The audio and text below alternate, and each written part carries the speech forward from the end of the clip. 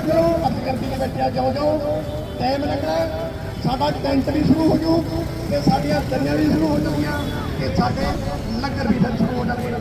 सो मैं दावा तो सुना कहा फिर पंजाब सरकार तो मंग करना कि वो जो MLA आ तुहाडे जिन्हां दे लगाम कोई नहीं उन्होंने कंट्रोल करो उन्होंने कंट्रोल करके सारे जो बनते करना उन्होंने बहुत काम करना।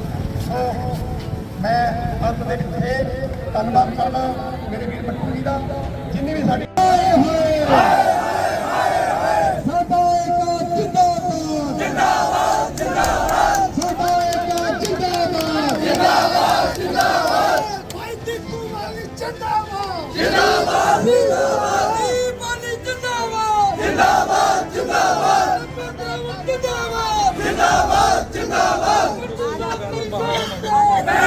ਤੁਸੀਂ ਦੇਖਿਆ ਹੈ ਕਿ ਵੀ ਸਾਰੇ ਬੜਾ ਪੀਸਫੁਲੀ ਕਰਿਆ ਆ। ਤਾਂ ਸਾਨੂੰ ਮਤਲਬ ਸਾਡੇ ਸੈਂਟਰੀ ਸੁਪਰਵਾਈਜ਼ਰ ਦੀ ਕੋਲ ਆਈ ਕਿ ਵੀ ਤੁਸੀਂ ਕੰਮ ਦੇ ਉੱਤੇ ਨਹੀਂ ਹੈਗੇ ਕਹਿੰਦੇ। ਤਾਂ ਉਹਨਾਂ ਨੇ MLA ਸਾਹਿਬ ਨਾਲ ਗੱਲ ਕਰਾਈ। ਮੈਂ ਕਿਹਾ ਸਰ ਵੀ ਅਸੀਂ ਮਤਲਬ ਧਰਨਾ ਲਾਇਆ ਹੋਇਆ ਸੀਗਾ ਜੀ ਤੇ ਉਹਦੇ ਵਿੱਚ ਹੈ ਤੇ ਵੀ ਸਾਨੇ ਮਤਲਬ ਸਾਡੇ ਜਿੰਨਾ ਵੀ ਸਾਡਾ ਸਟਾਫ ਹੈ ਜੀ ਵੀ ਉਹਦੀ ਸਾਨੇ ਅੱਧੀ ਗੈਰ ਹਾਜ਼ਰੀ ਛੁੱਟੀ ਲਾਈ ਹੋਈ ਹੈ ਤੇ MLA ਸਾਹਿਬ ਕਹਿੰਦੇ ਵੀ ਨਹੀਂ ਅਸੀਂ ਤੁਹਾਡੇ ਤੇ ਕਾਰਵਾਈ ਕਰਾਂਗੇ। ਮੈਂ ਕਿਹਾ ਸਰ ਤੁਸੀਂ ਮਾਲਕ ਹੋ ਜੀ ਜੋ ਤੁਸੀਂ ਕਰ ਸਕਦੇ ਹੋ ਕਰ ਦਿਓ ਜੀ ਸਾਨੂੰ ਕੋਈ ਇਤਰਾਜ਼ ਨਹੀਂ ਹੈਗਾ ਜੀ। ਤਾਂ ਉਹਨਾਂ ਨੇ ਉੱਥੇ ਬੁਲਾਇਆ ਗਿਆ ਜੀ। ਤਾਂ ਉੱਥੇ ਜਦੋਂ ਅਸੀਂ ਗਏ ਜੀ ਤਾਂ ਸਾਡੇ ਦਰਾਵੜ ਜੀ ਨੇ ਮਤਲਬ ਕਿਹਾ ਹੈ ਵੀ ਤੁਸੀਂ ਸਾਡੇ ਮਤਲਬ ਇੱਕ ਐਸੀ ਸੀਟ ਤੋਂ ਜਿੱਤੇ ਹੋਏ MLA ਹੋ ਵੀ ਅਸੀਂ ਤੁਹਾਨੂੰ ਨਹੀਂ ਕਹਾਂਗੇ ਜੀ ਤਾਂ ਅਸੀਂ ਹੋਰ ਕਿਹਨੂੰ ਕਹਾਂਗੇ ਵੀ ਅਸੀਂ ਸਿਰਫ ਤੁਹਾਨੂੰ ਇਹੀ ਕਹਿਣ ਵਾਸਤੇ ਆਏ ਆ। ਤਾਂ ਉਹ ਕਹਿੰਦੇ ਜੀ ਮੈਂ ਤਾਂ ਤੁਹਾਡੇ ਤੇ ਕਾਰਵਾਈ ਕਰੂੰਗਾ। ਤਾਂ ਇਹਨਾਂ ਨੇ ਸਿਰਫ ਇਹੀ ਗੱਲ ਕਹੀ ਹੈ ਵੀ ਤੁਹਾਨੂੰ ਇਸ ਚੀਜ਼ ਦਾ ਕੀ ਅਧਿਕਾਰ ਹੈ ਜੀ ਵੀ ਤੁਸੀਂ ਸਾਡੇ ਤੇ ਕਾਰਵਾਈ ਕਰੋਗੇ। ਇੰਨੇ 'ਚ ਸਰ ਉਹਨਾਂ ਨੇ ਥਾਣੇ ਕਤਵਾਲੀ ਦੇ ਵਿੱਚ ਫੋਨ ਮਿਲਾਇਆ ਜੀ। ਤਾਂ ਸਾਨੂੰ ਬਿਨਾਂ ਪੁੱਛੇ ਕੁਛ ਬਸ ਸਾਨੂੰ ਚੱਕ ਕੇ ਲੈ ਗਏ ਜੀ। ਉਹ ਕਹਿੰਦੇ ਜੀ ਬੈਠੋ ਗੱਡੀ ਦੇ ਵਿੱਚ ਜੀ। ਅਸੀਂ ਗੱਡੀ 'ਚ ਬੈਠੇ ਜੀ ਅਸੀਂ ਥਾਣੇ ਆ ਗਏ ਬਸ। ਕਿੰਨੇ ਬੰਦੇ ਨੇ ਕੋਈ ਬਹਿਸ ਵਸਈਆ ਹੋਰ ਵੀ ਹੋਇਆ ਕੁਛ? ਨਹੀਂ ਕੋਈ ਬਹਿਸ ਵਸਈਆ ਨਹੀਂ ਹੋਇਆ ਸੀਗਾ ਜੀ ਵੀ ਸਾਡੇ ਨਾਲ ਕੋਈ ਬਹਿਸ ਵਸਈਆ ਹੋਇਆ ਆ ਕੋਈ ਇਦਾਂ ਦਾ ਬਹਿਸ ਵਸਈਆ ਨਹੀਂ ਹੋਇਆ ਹੈਗਾ।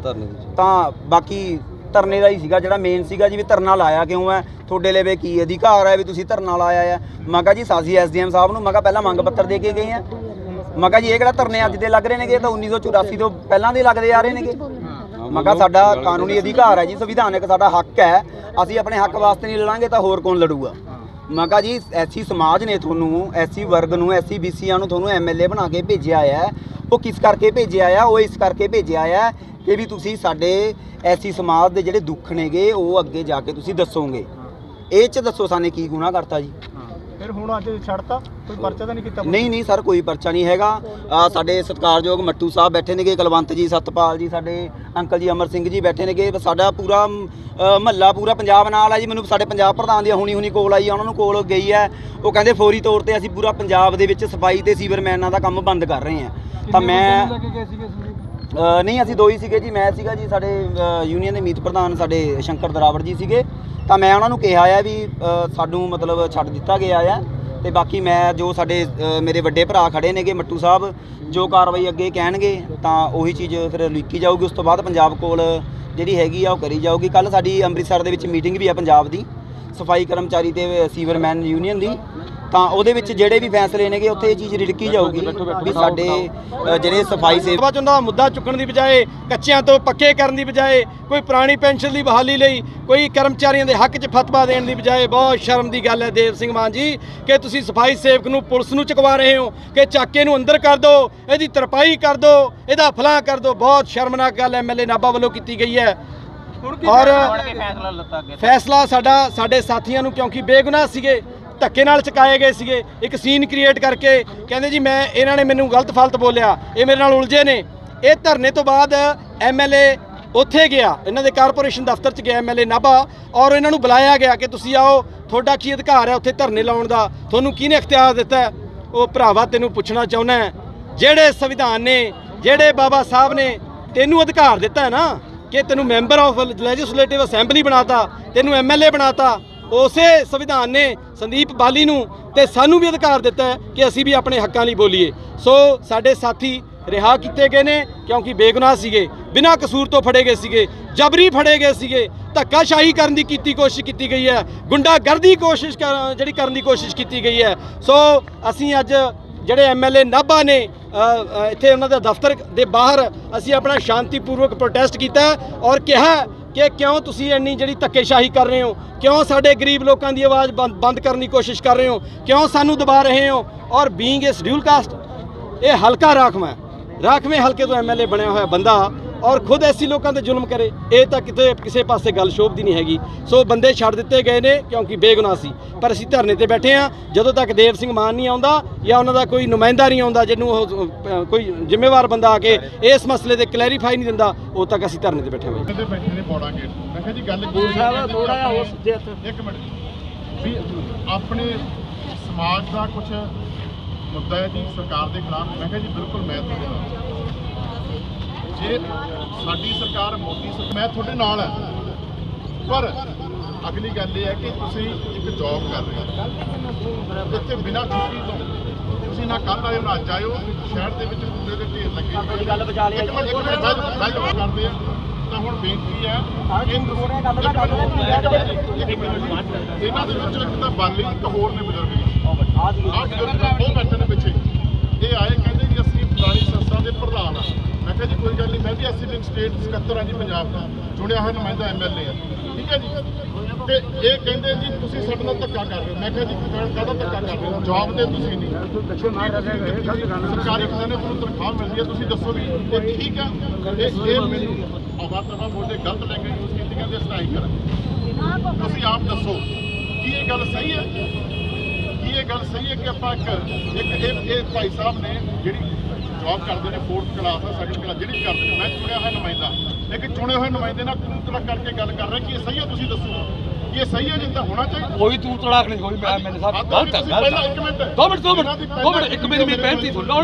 ਬਿਲਕੁਲ ਤੁਹਾਡੇ ਨਾਲ ਆ, ਪਰ ਨਗਰ ਕੌਂਸਲ ਨਾਭਾ ਦੇ ਵਿੱਚ ਕੋਈ ਬੰਦਾ 60,000 ਰੁਪਏ ਤਨਖਾਹ ਆਪ ਆਵੇ ਨਾ, 4,000 ਰੁਪਏ ਦੇ ਬੰਦਾ ਰੱਖਿਆ ਹੈ, ਕਿਹੜੀ ਕਿਤਾਬ 'ਚ ਲਿਖਿਆ ਜੀ? ਸਾਡਾ ਹੀ 60,000 ਚੁੱਕਦਾ। ਦੱਸੋ ਜੀ ਉਹ ਜਿਹੜੇ 2-2 ਲੱਖ ਲੈਂਦੇ ਆ, ਇਹ ਤਾਂ ਗੰਦੇ ਦੀ ਕਮਾਈ ਆ, ਗੰਦੇ ਦੀ। ਇਹ ਵੀ ਚੁੱਭਦੀ ਆ ਤੁਹਾਡੇ ਤੇ। ਆਪਾਂ ਜਾਤ ਪਾਤ ਛੱਡ ਦਿਓ, ਆਪਾਂ ਛੱਡ ਦਿਓ। ਇੱਕ ਮਿੰਟ ਬੱਟੂ ਸਾਹਿਬ, ਤੁਸੀਂ ਚੁੱਪ ਰਹੋ, ਹੁਣੇ ਸ਼ਾਂਤ ਰਹੋ। 80 ਰੁਪਏ ਦੇ ਬੰਦਾ ਰੱਖਿਆ ਹੈ ਜੀ ਲੰਬੇ ਸਮੇਂ ਆ ਬਹਾਨਾ ਰਹਿ ਗਿਆ ਜੀ ਇਹਨਾਂ ਮੈਂ ਤੁਸੀਂ ਦੱਸੋ ਜੀ ਗੱਲ ਸਹੀ ਹੈ? ਔਰ ਉੱਪਰੋਂ ਤੁਸੀਂ ਬਿਨਾਂ ਛੁੱਟੀ ਤੋਂ ਕਰੋ ਧਰਨਾ। ਮੈਂ ਕਹਿੰਦਾ ਮਹੀਨਾ ਲਾਓ ਜੀ, ਕੋਈ ਗੱਲ ਨਹੀਂ, ਪਰ ਤੁਸੀਂ ਲੀਗਲੀ ਤੌਰ ਤੇ ਤੁਹਾਡੀ ਕੋਈ ਐਪਲੀਕੇਸ਼ਨ, ਮੈਂ ਪੁੱਛਿਆ ਕਿੱਥੇ ਨੇ ਈਓ ਸਾਹਿਬ, ਮੈਂ ਈਓ ਸਾਹਿਬ ਇਹਨਾਂ ਦੀ ਕੋਈ ਅਫਸਰਾਂ ਨੂੰ ਕੁਝ ਮਰਜ਼ੀ ਕਹਾਈ ਦੇ ਲਓ ਜੀ। ਛੁੱਟੀ ਕਿਸੇ ਦੀ ਲੱਟੂ ਸਾਹਿਬ ਦੀ ਛੁੱਟੀ ਨਹੀਂ, ਇੱਕ ਮਿੰਟ ਕਿਸੇ ਦੀ ਕੋਈ ਛੁੱਟੀ ਨਹੀਂ ਹੈ।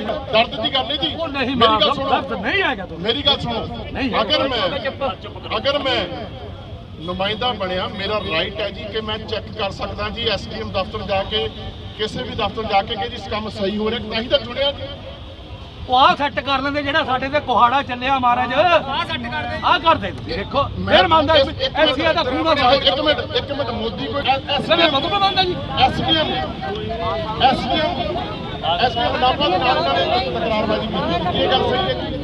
ਹਾਂ ਠੀਕ ਹੈ ਨਾ ਵੀ ਆਪਾਂ ਨਾਭੇ ਨੂੰ ਵਧੀਆ ਛੁੱਟੀ ਤੇ ਰਹੀਏ। ਅੱਜ ਮੈਂ ਰੈਂਡਮਲੀ ਸਾਡੇ ਇੱਥੇ ਮੁਹੱਲਾ ਕਲੀਨਿਕ ਬਣ ਰਿਹਾ ਜੀ ਨਾਭਾ ਦੇ ਵਿੱਚ, ਮੈਂ ਉਹਦੀ ਚੈਕਿੰਗ ਲਈ ਗਿਆ ਸੀ। ਉਹਦੇ ਨਾਲ ਹੀ ਨਗਰ ਕੌਂਸਲ ਨਾਭਾ ਦਾ ਪੁਰਾਣਾ ਆਫਿਸ ਹੈ, ਤਾਂ ਇਨ ਬਿਟਵੀਨ ਮੇਰੇ ਕੋਲੇ ਸਾਡੇ ਜਿਹੜੇ ਸੈਨੇਟਰੀ ਆਫਿਸਰ ਨੇ ਮਿਸਟਰ ਤੇਜਾ, ਉਹ ਮੇਰੇ ਕੋਲੇ ਆਏ, ਕਹਿੰਦੇ ਮਾਨ ਸਾਹਿਬ ਬਈ ਕੱਲ੍ਹ ਤੋਂ ਨਾਭਾ ਦੇ ਵਿੱਚ 91 ਸਫਾਈ ਮੁਲਾਜ਼ਮ ਜਿਹੜੇ ਆ ਉਹ ਨਹੀਂ ਆ ਰਹੇ। ਮੈਂ ਕਿਹਾ ਜੀ ਕਿਉਂ ਨਹੀਂ ਆ ਰਹੇ, ਛੁੱਟੀ ਤੇ ਨੇ? ਕਹਿੰਦੇ ਨਹੀਂ ਛੁੱਟੀ ਤੇ ਨਹੀਂ, ਤੇ ਅੱਜ ਵੀ ਨਹੀਂ ਆਏ।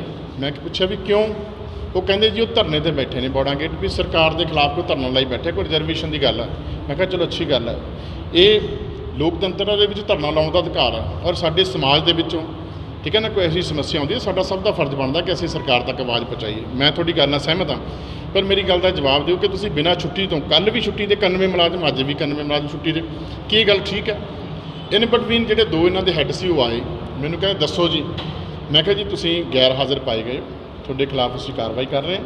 ਉਹ ਕਹਿੰਦੇ ਜੀ ਸਾਡਾ ਉੱਥੇ ਧਰਨਾ ਚੱਲ ਰਿਹਾ ਜੀ। ਮੈਂ ਕਿਹਾ ਕੀ ਤੁਸੀਂ ਸਰਕਾਰੀ ਮੁਲਾਜ਼ਮ ਹੋ ਕੇ ਤੁਸੀਂ ਧਰਨੇ 'ਤੇ ਬੈਠੇ ਹੋ ਔਰ ਬਿਨਾਂ ਛੁੱਟੀ ਤੋਂ ਬੈਠੇ ਹੋ, ਕੀ ਗੱਲ ਠੀਕ ਹੈ? ਕਹਿੰਦੇ ਸਾਡੇ ਹੱਕ ਦੀ ਗੱਲ ਹੈ। ਮੈਂ ਕਿਹਾ ਮੈਂ ਤੁਹਾਡੇ ਨਾਲ ਹਾਂ, ਮੈਨੂੰ ਇਸ ਗੱਲ ਦਾ ਜਵਾਬ ਦਿਓ। ਤੇ ਉਹ ਗੁੱਸੇ 'ਚ ਆ ਕੇ ਜੀ ਤੂੰ ਤੜਕ ਜੀ, ਤੁਸੀਂ ਸਾਡਾ ਹੱਕ ਮਾਰ ਰਹੇ ਹੋ, ਫਲਾਣਾ ਟਮਕਾਣਾ, ਤੁਹਾਨੂੰ ਕਿੰਨੇ ਕਿਹਾ ਜੀ ਇੱਥੇ ਚੈਕਿੰਗ ਕਰਨ ਨੂੰ ਫਲਾਣਾ। ਮੈਂ ਕਿਹਾ ਜੀ ਮੇਰੀ ਗੱਲ ਸੁਣੋ, ਤੁਸੀਂ ਪਹਿਲਾਂ ਵੀ ਮੈਂ ਐਸਡੀਐਮ ਦੇ ਨਾਲ ਇੱਕ ਚੈੱਕ ਕੀਤਾ 7 ਵਜੇ, ਉਦੋਂ ਵੀ 11 ਮੁਲਾਜ਼ਮ 60-60 ਹਜ਼ਾਰ ਰੁਪਏ ਲੈਂਦੇ ਨੇ ਤਨਖਾਹ ਸਰਕਾਰੀ ਖਜ਼ਾਨੇ 'ਚ ਨਗਰ ਕੌਂਸਲ ਦੇ, ਔਰ ਅੱਗੇ 4-4 ਹਜ਼ਾਰ ਰੁਪਏ 'ਚ ਮੁਲਾਜ਼ਮ ਰੱਖਿਆ। ਕੀ ਇਹ ਗੱਲ ਸਹੀ ਹੈ? ਇਹ ਗਲਤ ਗੱਲ ਹੈ, ਨਹੀਂ ਹੋਣੀ ਚਾਹੀਦੀ। ਔਰ ਮੈਂ ਉਹਨਾਂ ਨੂੰ ਬੇਨਤੀ ਕੀਤੀ ਕਿ ਤੁਸੀਂ ਆਪਣਾ ਕੰਮ ਇਮਾਨਦਾਰੀ ਨਾਲ ਕਿਉਂ ਨਹੀਂ ਕਰ ਰਹੇ? ਸ਼ਹਿਰ ਦੇ ਵਿੱਚ ਜੇ ਕੋਈ ਗੰਦਗੀ ਦੀ ਪ੍ਰੋਬਲਮ ਆ ਰਹੀ, ਲੋਕ ਸਾਨੂੰ ਫੋਨ ਕਰਦੇ ਨੇ ਜੀ, ਔਰ ਤੁਸੀਂ 91 ਮੁਲਾਜ਼ਮ 2 ਦਿਨ ਤਨਖਾਹ ਲੇਟ ਹੋ ਜਾਵੇ, ਤੁਸੀਂ ਘਰ ਦੇ ਮੂਹਰੇ ਬਹਿ ਜਾਂਦੇ ਹੋ ਸਾਡੀ ਤਨਖਾਹ ਦਿਵਾਓ, ਤਾਂ ਫਿਰ ਤੁਹਾਡੀ ਜ਼ਿੰਮੇਵਾਰੀ ਵੀ ਬਣਦੀ ਹੈ ਕਿ ਤੁਸੀਂ ਆਪਣਾ ਜਿਹੜਾ ਕੰਮ ਹੈ ਉਹਨੂੰ ਪ੍ਰੋਪਰ ਤਰੀਕੇ ਨਾਲ ਇਮਾਨਦਾਰੀ ਨਾਲ ਕਰੋ। ਇਹ ਗੱਲਬਾਤ ਹੋਈ ਹੈ। ਤਾਂ ਜਦੋਂ ਮਿਸਬਿਹੇਵ ਕੀਤਾ ਕਾਫੀ, ਤਾਂ ਫਿਰ ਮੈਂ ਪੁਲਿਸ ਨੂੰ ਕਾਲ ਕੀਤੀ, ਪੁਲਿਸ ਨੇ ਆਪਣੀ ਕਾਰਵਾਈ ਕਰਦੇ ਉਹਨਾਂ ਨੂੰ ਲੈ ਕੇ ਬਾਅਦ 'ਚ ਬੇਸ਼ੱਕ ਛੱਡ ਵੀ ਦਿੱਤਾ। ਪਰ ਮੈਂ ਤੁਹਾਡੇ ਚੈਨਲ ਦੇ ਜ਼ਰੀਏ ਬੇਨਤੀ ਕਰਦਾ ਕਿ ਨਗਰ ਕੌਂਸਲ ਨਾਭਾ ਦੇ ਵਿੱਚ 82 ਲੱਖ ਰੁਪਈਆ ਹਰੇਕ ਮਹੀਨੇ ਤਨਖਾਹ ਜਾਂਦੀ ਹੈ ਮੁਲਾਜ਼ਮਾਂ ਦੀ, 82 ਲੱਖ ਰੁਪਈਆ, ਔਰ ਨਾਭੇ ਦਾ ਬੁਰਾ ਹਾਲ ਹੋਇਆ ਪਿਆ। ਅਸੀਂ ਹੁਣ ਸਾਫ਼ ਕਰਨ ਦੀ ਕੋਸ਼ਿਸ਼ ਕਰ ਰਹੇ ਹਾਂ। ਉਹ ਸਾਫ਼ ਕਿਹਨੇ ਕਰਨਾ? ਜਿਹੜੇ ਤਨਖਾਹ ਲੈਂਦੇ ਨੇ ਜੀ, ਉਹਨਾਂ ਨੇ ਸਾਫ਼ ਕਰਨਾ। ਮੇਰੀ ਬੇਨਤੀ ਹੈ ਕਿ ਜਿਹੜੇ ਮੁਲਾਜ਼ਮ ਨੇ ਇਹ ਸਹੀ ਟਾਈਮ ਤੇ ਆ ਕੇ ਆਪਣਾ ਕੰਮ ਕਰਨ। ਅਗਰ ਨਹੀਂ ਕੰਮ ਕਰਨਗੇ, ਮੈਂ ਫਿਰ ਦੁਬਾਰਾ ਕਹਿ ਰਿਹਾ, ਅਗਰ ਨਹੀਂ ਕੰਮ ਕਰਨਗੇ ਰੈਂਡਮਲੀ ਫਿਰ ਚੈੱਕ ਕਰਾਂਗੇ, ਤਾਂ ਫਿਰ ਸਖਤ ਤੋਂ ਸਖਤ ਕਾਰਵਾਈ ਜਿਹੜੀ ਹੋਏਗੀ।